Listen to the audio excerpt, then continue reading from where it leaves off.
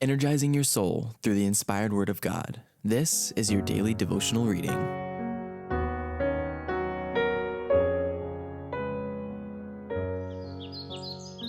Our High Calling, a devotional by Ellen White, December 23rd. Crowns for the Faithful. In the morning when I rise, in the morning when I rise, in the morning when I rise, give me Jesus, give me Jesus, give me Jesus. You can have all this world. Give me Jesus. Crowns for the faithful. Henceforth there is laid up for me a crown of righteousness, which the Lord, the righteous judge, shall give me at that day, and not to me only, but unto all them also that love his appearing. 2 Timothy chapter 4, verse 8. Did the great apostle to the Gentiles make any real sacrifice when he exchanged Pharisaism for the gospel of Christ? We answer no. With decided purpose, he turned away from wealth, from friends and social distinction, from public honors, and from his kinsmen, whom he loved fervently and earnestly.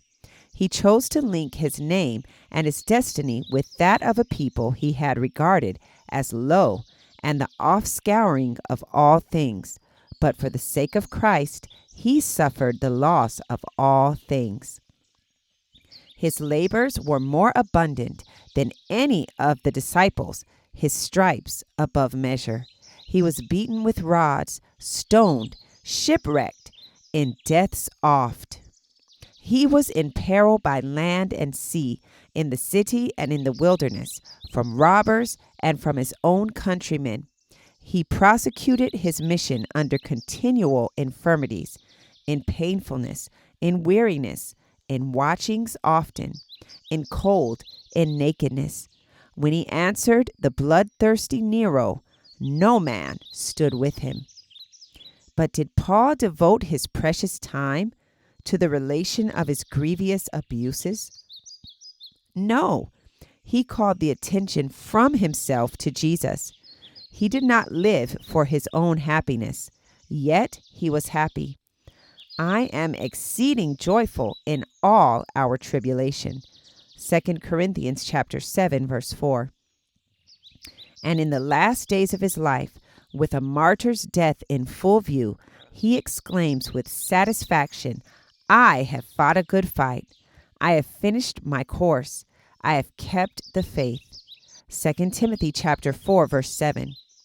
And fixing his eye upon the immortal future, which had been the grand, inspiring motive of his whole career, he adds, in full assurance of faith, henceforth there is laid up for me a crown of righteousness, which the Lord, the righteous judge, shall give me at that day.